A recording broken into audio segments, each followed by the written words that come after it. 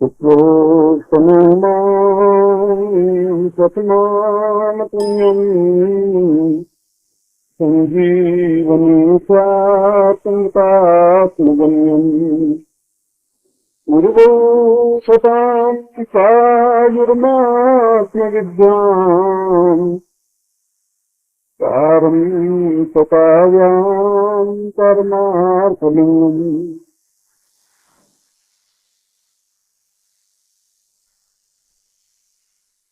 सर्वश्रेष्ठ ऋषि और संजीवनी विद्या के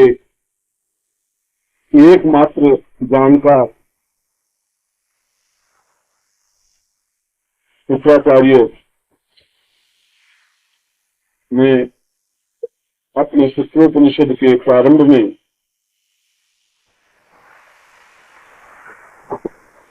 इस श्लोक के माध्यम से भगवान शिव की अर्चना करते हुए कहा है कि जो रस है वही शिव है, रसो वही सव। रस का मतलब है तारा। भगवान शंकर का सत्व और भगवान शंकर का आत्म ही रस है और रस को ही शंकर कहा गया है। इसलिए मैं रस को त्रिगुणात्मक रूप देता हुआ रस के माध्यम से संजीवनी विद्या स्पष्ट कर रहा है। इस श्लोक में उन्होंने 3 मौलिक बातें कही हैं शुक्राचार्य ने। एक, संजीवनी विद्या का अर्थ सर्वथा मृत व्यक्ति को पुनर्जीवित कर देना।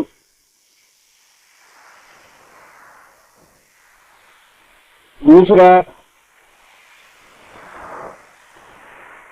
मृत व्यक्ति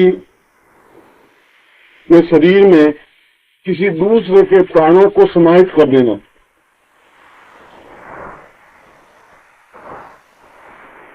यह मूलभूत चिंतन समझने की बात है। जहां तक प्राणों का प्रश्न है, वह तो सारे प्राणियों में एक जैसे ही प्राण हैं। ये हमारे शास्त्र, वेद और वेदांत उपनिषद कहते हैं कि आत्मा तो एक है, अजर है, अमर है, अविनाशी है और आत्मा में कोई भेद नहीं होता। गीता में भी कहा है कि चींटी में जो आत्मा है वैसी की वैसी आत्मा मनुष्य में है। प्राणों को ही आत्मा कहा गया है। इसलिए किसी मृत व्यक्ति में किसी भी प्राणी की आत्मा या प्राणों का संचार किया जा सकता है। इस पूरी साधना को समझने से पहले इस साधना को समझ लेना जरूरी है, इस तथ्य को समझ लेना जरूरी है।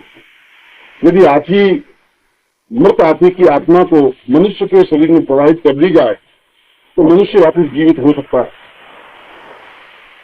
यह भी संजीवनी विद्या है। या जिस प्रकार से मैंने एक बार मंडन मिश्र और शंकराचार्य की कहानी सुनाते हुए बताया था कि एक राजा की आत्मा को, राजा के प्राणों को शंकराचार्य ने अपने प्राणों में समाहित कर लिया था। मनुष्य के प्राणों को मनुष्य के प्राणों में रूपांतरित किया जा सकता है। पशु के प्राणों को भी मनुष्य के शरीर में रूपांतरित किया जा सकता है। वह चाहे चींटी के प्राण हो, तब भी उतने ही फोर्स हैं जितने आप में प्राण है। प्राण की दृष्टि से दोनों में कोई अंतर नहीं है। और तीसरा, शुक्राचार्य ने कहा कि यह संजीवनी साधना रसो वैस, रस के माध्यम से ही पुष्ट होती है। इसलिए आवश्यक नहीं है कि मृत व्यक्ति को जीवित करने के लिए या कायाकल्प करने के लिए या काया रूपांतरित करने के लिए एक मृत व्यक्ति है और उस मृत व्यक्ति को जीवन दान देने के लिए या उसको जीवन या धड़कन वापस देने के लिए दूसरे सभ्य मृत प्राणी की आत्मा उसमें ट्रांसफर की जा सकती है, अथवा जो आत्माएं भटक रही हैं उनमें मनुष्य की आत्माएं भी हो सकती हैं, पशु की आत्मा भी हो सकती है। उन आत्माओं में से किसी आत्मा को पकड़ करके उस मृत व्यक्ति में रूपांतरित की जा। इसलिए इसमें यह चिंतन करने की बात नहीं है कि इसी की आत्मा इसमें लौटे, यह आवश्यक नहीं होता। और यह भी आवश्यक नहीं है कि उसी समय कोई व्यक्ति मरे तो उसकी आत्मा को रूपांतरित किया जाए, यह भी आवश्यक नहीं है। यह भी आवश्यक नहीं है कि कोई मृत व्यक्ति ही हो, यह भी आवश्यक नहीं है। हजारों हजारों लाखों आत्माएं इस अंतरिक्ष में विचरण कर रही है। आप में अगर क्षमता है तो वो प्रत्येक आत्मा वापिस शरीर धारण करना चाहती है, यह उनकी एक इच्छा रहती है। यदि आप कभी चिट प्लेट आत्माओं का आह्वान जैसा किया जाता है, और यह बहुत संक्षिप्त और सरल विधि है। किसी आत्मा को आवाहित करने के लिए कोई कठिन विधि नहीं है, और आप किसी भी आत्मा को बुला करके बात कर सकते हैं और कन्फर्म हो सकते हैं। कन्फर्म इस प्रकार से, यदि कोई महिला अपने पति की आत्मा को, जो मृत पति हो, उस आत्मा को बुलावे और बुला करके वो बात पूछे जो सर्वथा गोपनीय हो, केवल उस पत्नी को या पति को ही मालूम हो, तीसरे को मालूम नहीं हो, और यदि वो उत्तर सही दे देता है तो समझ लेना चाहिए कि आत्मा वही है। और तुम कैसे कंफर्म करेंगे, क्योंकि वो गोपनीय बात और किसी को मालूम नहीं थी, या ऐसी गोपनीय बात जो केवल पत्नी को मालूम थी या पति को ही मालूम थी, और उसका जवाब वो आत्मा दे देती है। तो ये स्पष्ट है कि वही आत्मा जिसका मैंने आह्वान किया है वही। कई बार आत्माएं छल भी करती हैं, ये मेरा अनुभव है। हम बुलाते हैं किसी आत्मा को, दूसरी आत्मा उसमें आके बैठ जाती है और कह देती है मैं तो वही हूं। गांधी की आत्मा को बुलाया गया और गांधी की आत्मा की जो किसी पिशाच की आत्मा, किसी दुष्ट व्यक्ति की आत्मा आई, मैं कौन बोल रहा था, मोहनदास करमचंद गांधी बोल रहा बोलती, और उसको पूछते हैं कि तुमने क्या किया, तो 42 का आंदोलन मैंने किया। और बहुत बाद में मालूम पड़ता कि ये तो बिल्कुल कोई फ्रॉड है, छल है। तो आत्माएं भी फ्रॉड करती हैं। और कई बार आत्माएं बड़ा दुष्ट व्यवहार भी कर लेती हैं। आती हैं किसी शरीर के माध्यम से। आत्माओं को बुलाने के लिए 3 तरीके हैं। जैसे किसी शरीर के माध्यम से, खुद के शरीर के माध्यम से, या कोई बालक हो, 5 साल का बालक हो, 7 साल का बालक हो, अबूझ बालक हो, उसके शरीर में भी आत्मा आकर के जवाब दे देती है। जैसे किसी आदमी को भूत प्रेत लगता है, पिशाच लगते हैं, ठीक उसी प्रकार से आत्मा का आह्वान भी शरीर में किया जा सकता है। और उस 5 साल या 7 साल का बालक, यदि वो आत्मा अंग्रेजी पढ़ी लिखी है तो 5 साल का बालक अंग्रेजी में जवाब देगा। बालक को तो 5 साल के बालक को तो अंग्रेजी का ज्ञान है नहीं, इसका मतलब है वो आत्मा आई जरूर।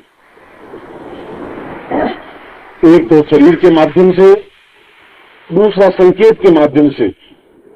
उसमें एक ऊंजा बोर्ड कहलाता है, या ऊंजा बोर्ड कहलाता है, एक बोर्ड का नाम है ऊंजा। एक वैज्ञानिक था, उसने इसको रचना की थी।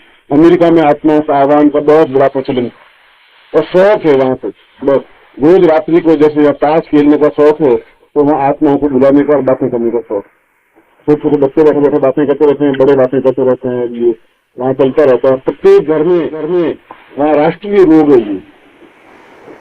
तो इसलिए उस ऊंजा बोर्ड बाजार में मिलता है, और आप बना सकते हैं। एक गोल बोर्ड बना दें और गोल बोर्ड पर ये जो बिल्कुल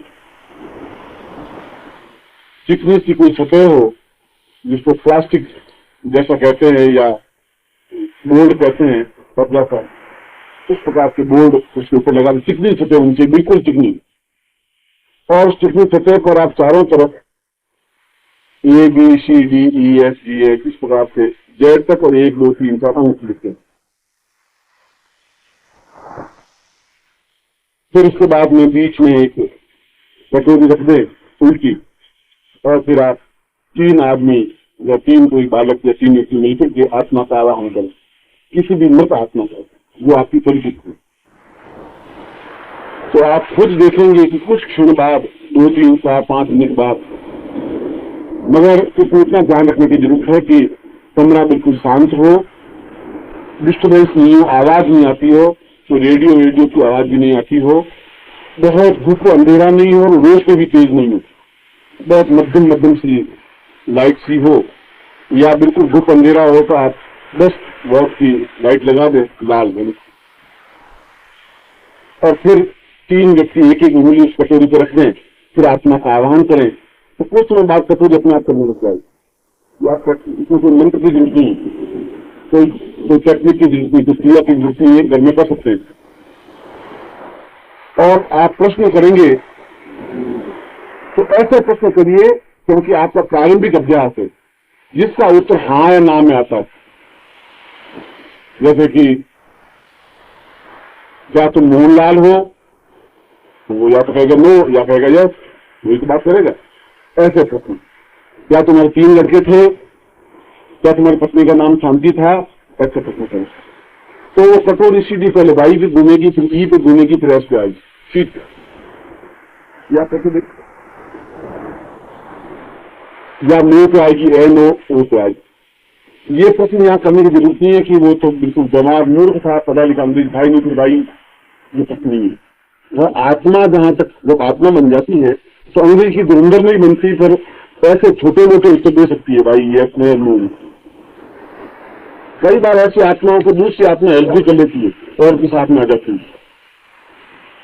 यद्यपि हमारा हिंदू धर्म और हमारा दर्शन तो आत्माओं के बारे में विश्वास करता है कि आत्माएं होती हैं, विचरण करती हैं, आत्मा ही परमात्मा है और आत्मा दूसरी योनि में जाती है, मगर हम बहुत ज्यादा पढ़े लिखे ज्यादा हो गए हैं इसलिए विश्वास नहीं करते। मगर आप इसका टेस्ट कर सकते हो, मगर इसमें कम से कम 2 या 3 व्यक्ति कमरे में जरूर हो, 7-8 हो सकते हैं, मगर उंगली रखने वाले केवल 3 ही व्यक्ति, न कम हो न ज्यादा हो, और एक उंगली रखे, फोर्स नहीं करें, उंगली पर दबाव नहीं डाले, ये कटोरी घूमेगी नहीं, आप बहुत हल्का सा स्पर्श रखें और कटोरी घूमती है आप उसको चलने दीजिए, उसको उंगली रखी है किसी वक्त खत्म, उसको रोकने की जरूरत नहीं है, वो कहाँ जाती है ये भी करने की जरूरत नहीं। फिर आप उसमें उत्तर ले सकते हैं, इसको ऊंचा बोध कहते हैं, और ये सामान्य का है, इसमें किसी प्रकार का नुकसान नहीं होता। सिर्फ यथासंभव आप लोगों को दुख नहीं देना चाहिए, बार बार बुलाना नहीं चाहिए। मैं जीरो की आत्मा को बुला सकते हैं अपने भविष्य को पूछने के लिए। अंग्रेजी का बहुत बड़ा एस्ट्रोलॉजी हो चुका है, जीरो या चीज आपने नाम सुना है। गांधी जी की आत्मा को बुला सकते हैं, नेहरू जी की आत्मा को बुला सकते हैं, किसी की भी आत्मा को बुला सकते हैं। यदि उसका वापस जन्म नहीं हुआ है तो जरूर आत्मा आएगी, और अधिकतर आती ही है। या आपके जो परिचित हो उनकी आत्मा को, पड़ोसी की आत्मा को बुला सकते हैं। डेथ हो गई, जिन लोगों को मत बुलाना, वो दरवाजा खोलने पर जो मृत है, और आप दरवाजा थोड़ा सा बंद रखिए, थोड़ा सा खुला रखिए जल्दी से, और तेज रोशनी होनी चाहिए, बस ये ध्यान रखना। तो तेज रोशनी में आत्मा नहीं आती, मध्यम सी रोशनी होनी चाहिए जिसमें आप एक दूसरे चेहरे देख सकें, बस इतना ही। और बिल्कुल ऐसा धूप अंधेरा भी नहीं होना चाहिए, और इसमें आप अक्सर उसे कर सकें, होना चाहिए, तो आपको प्रश्नों के जवाब देगी। और कई बार आप जानबूझ के झूठ प्रश्न कर दें, उल्टा प्रश्न कर दें, तो करेगी नो। जैसे उनके पिता का नाम सुखलाल हो, आप तुम पुरुषोत्तम के लड़के हो तो कहेगी नो, फिर तो सुखलाल के लड़के हो तो कहेगी yes। तो आप कंफर्म हो सकते हैं कि ये सही उत्तर है। ये तो प्रारंभिक बात बताई मैंने आत्मा को बुलाने की। उसका हाइरिस्ट की तो आत्मा खुद किसी के शरीर के माध्यम से जाग होती है, फिर तो आत्मा स्वयं कमरे में आपको भी बोल देती है। ये तो बहुत हाइरिस्ट की बात है। कोई ऐसी भी घटना घटी, आत्माओं ने अधूरा उपन्यास लिख के चली गई और फिर आत्मा ने कमरे में बैठ के पूरा उपन्यास कंप्लीट लिखवाया, तो बोलता गई आत्मा वो लिखे गए, मगर वो थर्ड स्टेज की बात है। वो तो पहले स्टेज की बात जहाँ कुछ जोर नहीं लगे, तकलीफ नहीं, और आप सीख सकें, समझ सकें। तो मैं उस संजीवनी क्रिया के बारे में जहाँ समझा रहा था, तो संजीवनी क्रिया के बारे में शुक्राचार्य ने कहा है कि आत्मा पशु की, पक्षी की, कीट पतंग, किसी की भी आत्मा अपने आप में शुद्ध परिष्कृत होती है तो उसको मानव की आत्मा में रूपांतरित किया जा सकता है।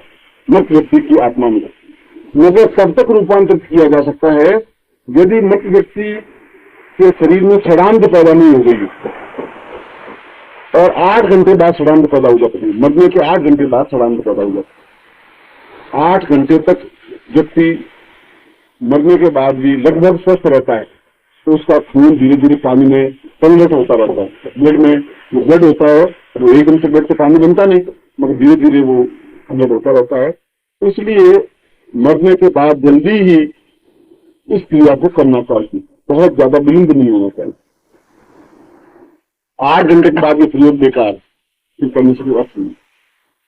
और जितना कम समय होगा मरने के उतना ही ज्यादा सचेत मिलता है।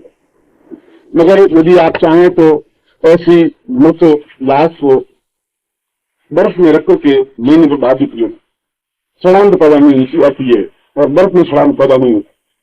जो एवरेस्ट पर जिन नेपालियों की या गोरखाओं की या उनकी मृत्यु हो जाती है, तो 4 साल बाद दूसरे एवरेस्ट चढ़ने वाले देखते हैं तो लाश जो के ऊपर में बड़ी नहीं जाता, उसमें कुछ भी बिगड़ता नहीं, क्योंकि वो बिल्कुल फ्रीज हो जाती है। तो फ्रीज चीज खराब होगी, और वहां तो भगवान वहां तो फ्रीज बना हुआ, ये खराब होने का प्रश्न नहीं। ये हुई बेसिकली बात। तीसरी बात शुक्राचार्य ने कही कि रसो वैसा, रस के माध्यम से ही संजीवनी क्रिया संपन्न की जाती है। इसीलिए वैदिक ग्रंथों में भगवान शंकर को वैद्यनाथ कहा गया है, और वैद्यनाथ का मंदिर हो आपके बिहार में, और ज्योतिर्लिंग में से एक ज्योतिर्लिंग है वैद्यनाथ साहब, और वैद्य कहते हैं चिकित्सा करने वाले। इसलिए और वही वैद्य सफल किया जाता है जिसको कार्य का ज्ञान होता है, कार्य का ज्ञान होता है, रस का ज्ञान होता है। पहले जमाने में उसको वैद्य मानते ही नहीं थे जिनको कार्य शोधन करना या कार्य को संशोधित करना नहीं आता था। जो कार्य के 16 संस्कार होते हैं, एक संस्कार के बाद दूसरा संस्कार, तीसरा संस्कार, चौथा संस्कार, कुल कार्य के 16 संस्कार होते हैं। 12वें संस्कार में कार्य सोने में रूपांतरित किया जा सकता है कार्य को। 13वें संस्कार में ताप गुटिका बनती है जिसको अदृश्यकरण कहते हैं, जिसका मुंह में रखी व्यक्ति फिर में दृश्य रह जाता है, वह तो दूसरों को देख सकता है और दूसरे को नहीं देख सकते। ये कार्य के 13वें संस्कार की बात है। फिर 14वां संस्कार है, 15वां संस्कार है, 16वां संस्कार है। मगर नॉर्मल वे में वैद्यों को पहला संस्कार या दूसरा संस्कार तक तो आता है, उसके बाद में वैद्यों को कुछ ज्ञान है नहीं, ऐसा मेरा अनुभव है। ये अच्छे सबसे वैद्य हैं जिनको 16 संस्कार आते होंगे। ये वीर विहीन मही में जानी, पक्षी वीरों से खाली नहीं है, तो इस तरह से नहीं।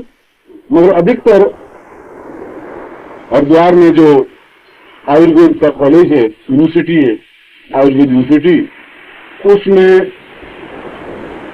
जो पढ़ करके एमए पास होकर के निकलते हैं उनको थ्योरेटिकल तो 16 संस्कारों का ज्ञान होता है कि कार्य को पहले सबसे पहले शहद में घिसना चाहिए, शहद में घिस करके उनके भंजन करना चाहिए, भंजन करने के बाद उसका पहला संस्कार होता है, दूसरा संस्कार, यहाँ तक कि वो 16 संस्कार के बारे में समझा देंगे और प्रैक्टिकल पहला संस्कार भी नहीं करता।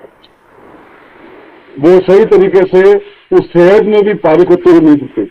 ये मेरा अनुभव है उन लड़कों के बारे में जो एमए पास डिग्री लेकर के आए हैं, और एक नहीं ऐसे 10 लोगों के अनुभव वो बताते देंगे, मुंह से तो ऐसा करना चाहिए, फिर ऐसा करना चाहिए, फिर पारे को ताप देना चाहिए। पारे को जो ही आपने थोड़ा ताप दिया पारा तो उठ जाएगा, ताप तो रहेगा ही नहीं। मगर वो कहते हैं ताप देना चाहिए, लेकिन ताप देकर दिखा दो, और वो बड़े हैकड़ी में ताप देते हैं तो शायद 2 सेकंड लगते नहीं, पारा उस पर ताप में रहता ही नहीं, पारा तो उठ जाता। इसलिए प्रैक्टिकल बिल्कुल एक चीज अलग है और थ्योरेटिकल बिल्कुल अलग। इस बहू वाली बात की एमए पास, पीएचडी पास बहू ससुराल गई और ससुराल गई तो सास बहुत खुश हुई कि पढ़ी लिखी बहू आई, मेरा बेटा तो एमए, ये तो पीएचडी। तो बहू सास ने कहा बहू तो बहुत पढ़ी लिखी है, लेकिन माँ जी एमए पीएचडी कर चुकी, सब कुछ आता है, कि डांस भी आता है, गाना भी आता है, खाना भी बनाता हुआ मैं देखा है, सीखा है। तो बहुत सुशील, इससे ज्यादा सुशील क्या हो। तू जा और आप लोगों के हाथ का ही खाएंगे पहले पहले बार है, कुछ नहीं तो चावल बना देना, दाल बना देना और रोटी बना देना। और वो अपने साथ में एक पाक शास्त्र किताब लेके गई, 200 प्रकार की व्यंजन बनाने की विधियां और हिंद पुस्तक भंडार से प्रकाशित किताब, 8 रुपए की किताब लेके गई साथ में। तो उसे मालूम था कि वहां जाने के बाद में ये हेडेक बढ़ेगी, यहाँ पर तुम्हें नौकर चाकर है, बाप लखपति है, पर वहां शायद नहीं। अब उसने चुपचाप वो किताब निकाल करके उसने देखा कि पहले आंख जलानी चाहिए, फिर आंख जलाई। फिर देगची में आधा किलो पानी डाल करके उसमें दाल डाल दी, आधा किलो पानी डाल दिया, दाल डाल। फिर उसने लिखा कि 20 मिनट तक उसमें आंच देते रहना चाहिए, उसमें बड़ी देर में 40 मिनट तक आंच देनी, आंच 20 मिनट। 10-12 मिनट बाद दाल जलने लगी, गुर्गल डालने लगी, सांस लाई कि वो दाल जल रही है, आप चुप रही। मैं पढ़ी लिखी हूँ, PhD पास है, 20 मिनट लिखा है और अभी 10 मिनट हुआ, दाल जली नहीं सकती। अभी तो 20 मिनट हुआ कहाँ है, 10 मिनट हुए। उसने कहा कि 10 मिनट 20 मिनट की दान करेंगे, ये तो दाल जल रही है। उसने कहा कि आप किताब पढ़ लीजिए, किताब होती नहीं, ये घड़ी खराब हो, घड़ी मेरे पिता की दी हुई, मैं तो उतारूंगी नहीं, पूरा 20 मिनट के बाद उतारूंगी, आप मुझे झांसा दे रही है, समझ रही है। तो दाल तो गई गई, उसमें देगची भी जल गई अंदर, क्योंकि उसके लिए भी प्रैक्टिकल ज्ञान होना चाहिए, थ्योरेटिकल से चलता नहीं। और थ्योरेटिकल में तो दाल जला फिर आप कर देंगे। 20 मिनट आंच देना है, पर कितनी आंच देनी है ये उसमें थोड़ी लिखा। 4 लकड़ियों को देनी है, 2 लकड़ियों को देनी है, तेज देनी है, धीमे देनी है, वो घड़ी लेके बैठ गई। तो पारा संस्कार में भी थ्योरेटिकल से चलेगा नहीं, आंच जो आपने मुंह की चिमनी की आंच भी पारा हुआ है। इसलिए जो पारा सिद्ध नहीं कर सकते थे उनको वैद्य कहते ही नहीं प्राचीन जमाने में। और आजकल तो आप कहीं किसी शहर में आप पत्थर फेंकिए ऊपर और जिसकी खोपड़ी को लग जाए वो और कुछ नहीं तो वैद्य जरूर है। आप बीमार करके दे लीजिए, वो आपको इलाज बता देगा कि भैया तुम ऐसा करो, ये 2 एस्को एक एनएच मिला करके दे, और नहीं तो तुम शहद काटो और कुछ में पीपल का पत्ता भोर करके पी लो, कुछ बता देंगे, बताएंगे जरूर। उनको कुछ नहीं है, मगर वो वैद्य बनेंगे जरूर। और कभी आप जब बीमार पड़ के देख लो, जितने मिलने वाले आएंगे उतने इलाज बताएंगे, हर एक नया इलाज बताएगा कि मैंने ऐसा देखा था, उसको निकाला हो गया था, टाइफाइड हो गया था, तो हमने तो ऐसा किया था, तो ऐसा कर लो। और उसके हिसाब से करे तो जिंदा रहते वाला भी किसी हाल में जिंदा नहीं रहे।